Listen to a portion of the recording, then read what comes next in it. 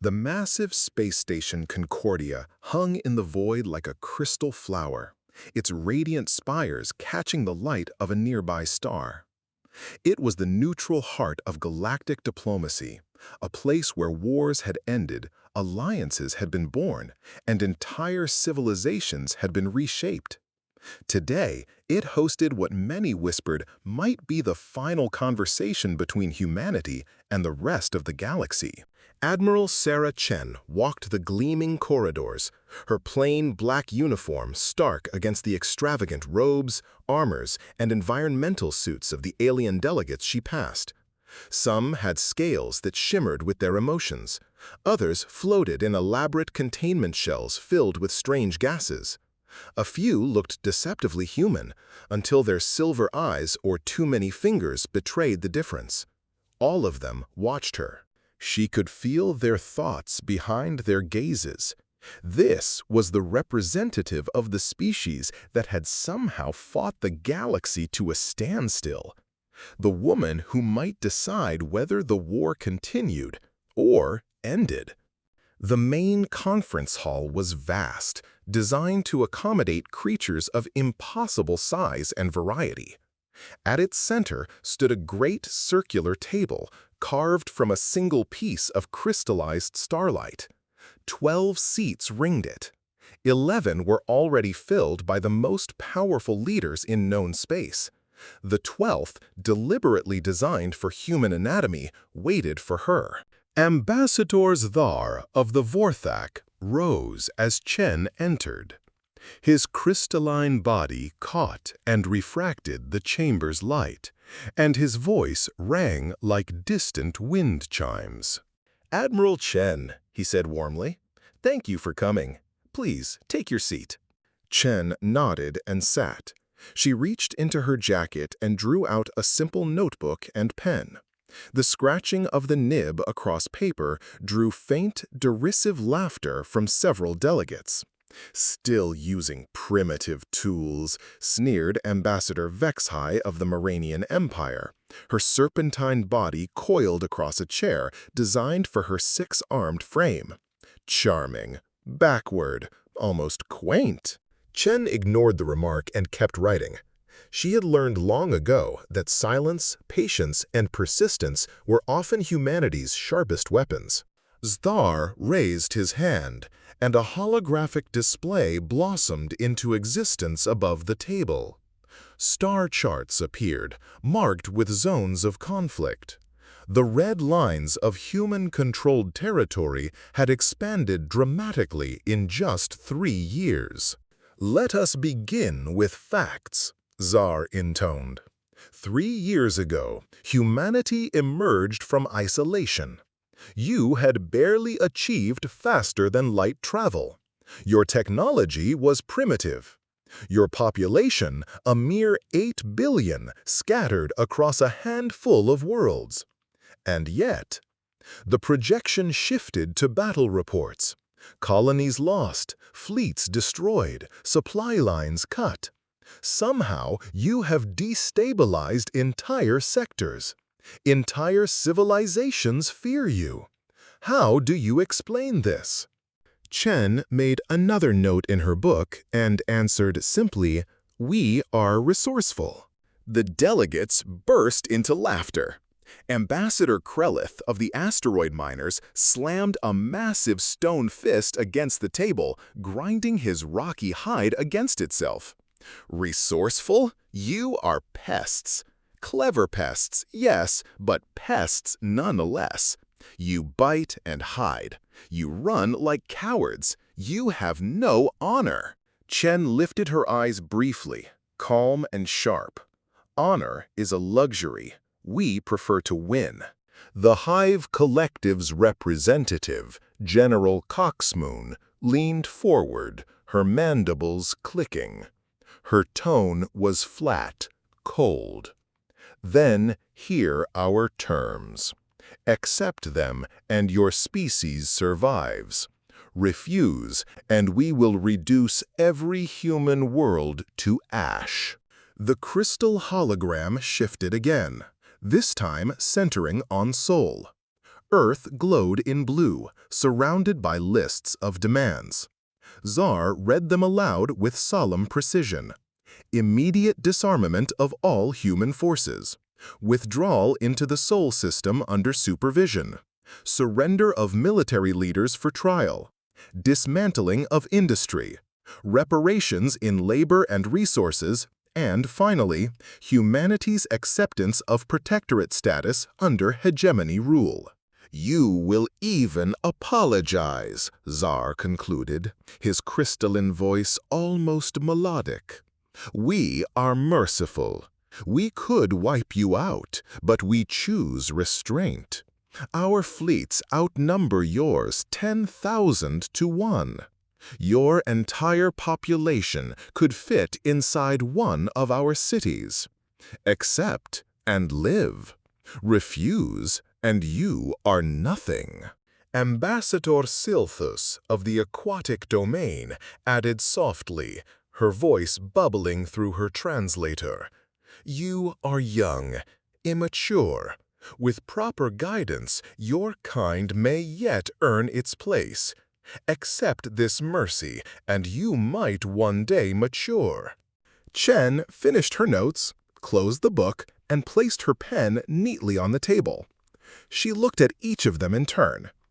"These are your final terms?" she asked. "They are," Sthar confirmed. "You have one standard day to answer." Chen rose smoothly. "Very well. I will consult with Earth. 24 hours will be sufficient." She walked toward the exit, but paused and turned back. "Tell me, what makes you so certain humanity will accept?" General Coxmoon's mandibles spread in a smile. "Simple mathematics, human. You cannot win. You lack the numbers, the technology, the industry. Fighting us is like an insect declaring war on a thunderstorm." Chen's eyes flicked to her notebook. "Mathematics," she said softly. "Yes, I suppose that would seem logical to you." She made one final note, closed the book, and left. That night, she sent her report to Earth. "The hegemony has presented its terms," she recorded. "As expected, they are unacceptable. Confirm all preparations are complete. Tomorrow, I will deliver humanity's answer." Through the porthole in her quarters, she gazed out at the stars. Somewhere out there, trillions of aliens slept soundly, dreaming of humanity's surrender. They were certain the war would end tomorrow. And, in a way, it would. Just not in the way they imagined. The following morning, Admiral Chen returned to the conference hall. The alien delegates were already gathered, their postures smug, their voices tinged with triumph. They believed the negotiations were over, the human spirit broken. Zathar's crystalline form glittered as the light caught his edges. "Admiral Chen," he greeted, with the melodic tone of victory. "I trust you had productive discussions with your leaders." Chen opened her notebook to a fresh page, uncapped her pen, and began to write the date. "Very productive," she replied evenly. "Excellent," hissed Ambassador Vexhai. "Then you are prepared to accept our terms." Chen set her pen down and looked directly at the 11 most powerful beings in the galaxy. "The Terran Republic," she said calmly, "has carefully considered your generous offer." Her gaze was steady, her voice unshaken. "And we respectfully decline." The silence that followed Chen's words seemed to stretch forever. The great crystalline table shimmered under the chamber lights, but none of the delegates moved. For the first time in years, the leaders of the galactic hegemony were utterly speechless. Ambassador Vexhai broke the silence with a sharp hiss, her serpentine coils tightening in agitation. "Decline?" she spat. Did you not hear the terms? We are offering your species survival. You cannot refuse." Chen calmly flipped her notebook closed and set her pen neatly on top. "I heard, and my answer stands." Ambassador Krelth slammed a rocky fist on the table, sending a shudder through the crystalline surface. "You dare mock us?" His gravel-like voice boomed across the chamber.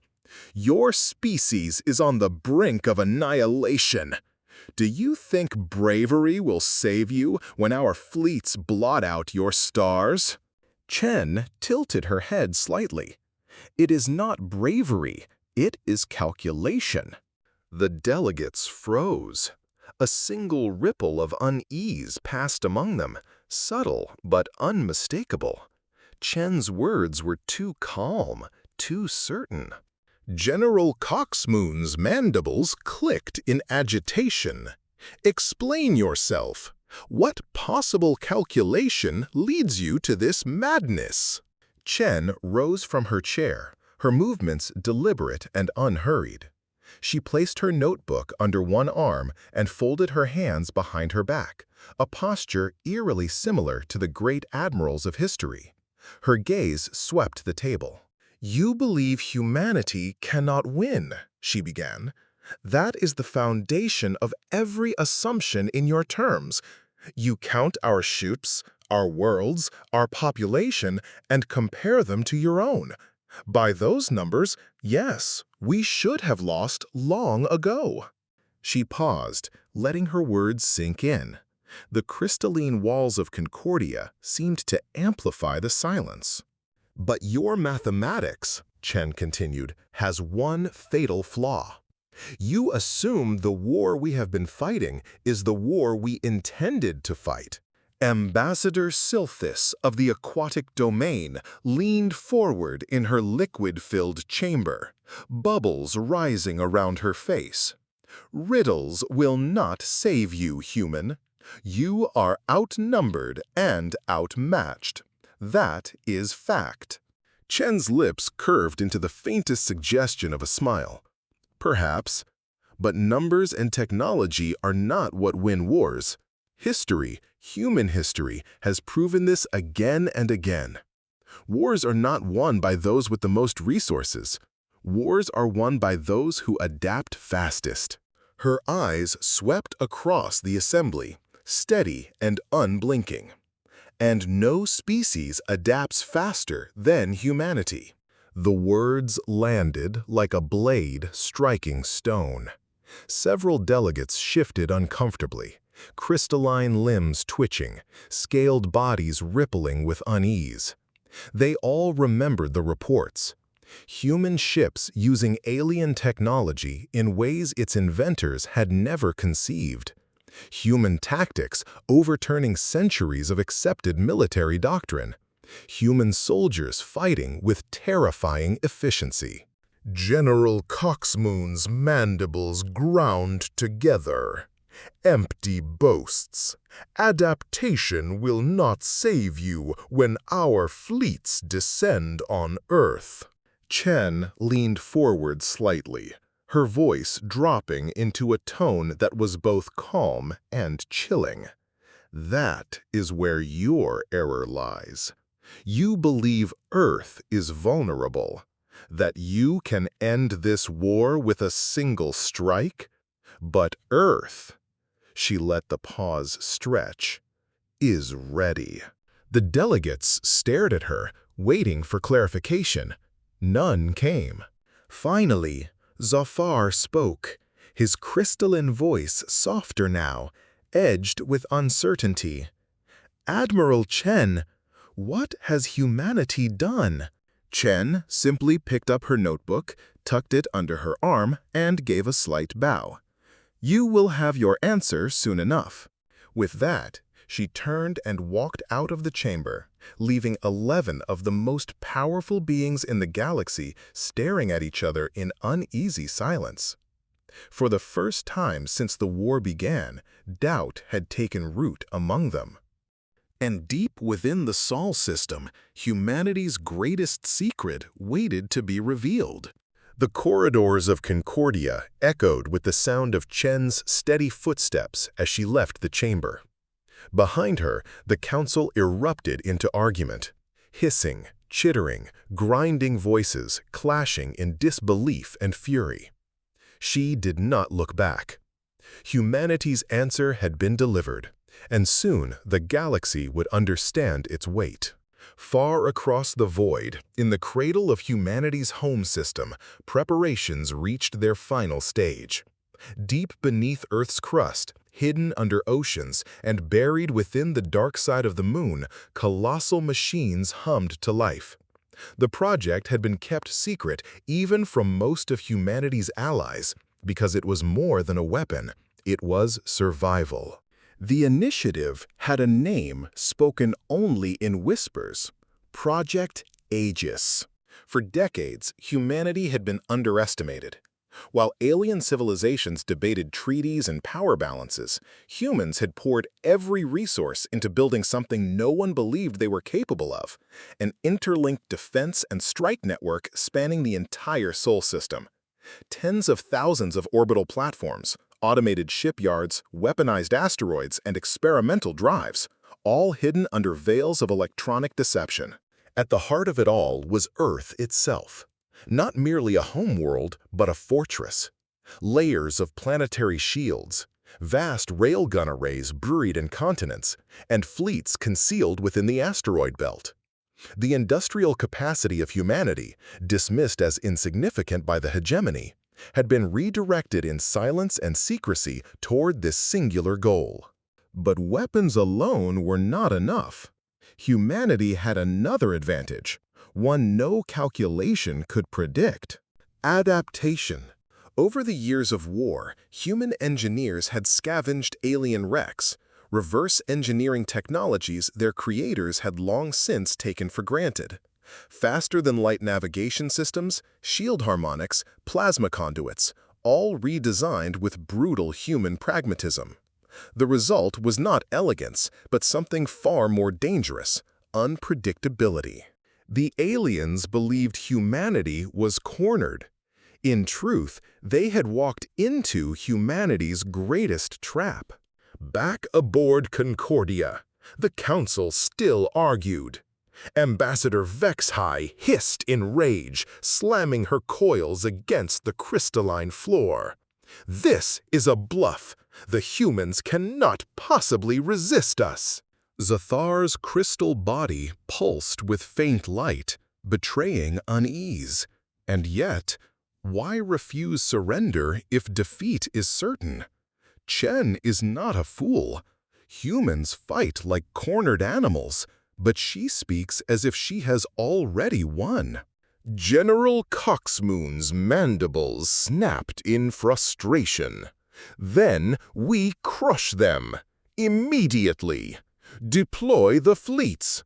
Burn Earth and scatter its ashes into the void.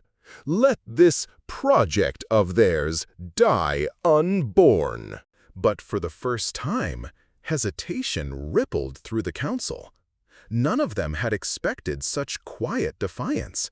None of them liked the certainty in Chen's voice. Meanwhile, in her private quarters, Admiral Chen stood before the viewport. The stars gleamed cold and distant, but she did not see them. She saw Earth, waiting, ready. Humanity had been underestimated for the last time. Tomorrow, when the fleets arrived, the galaxy would finally understand the truth. The war was no longer about survival. It was about ascension. The decision was swift. Within hours of Chen's defiance, the hegemony fleets mobilized.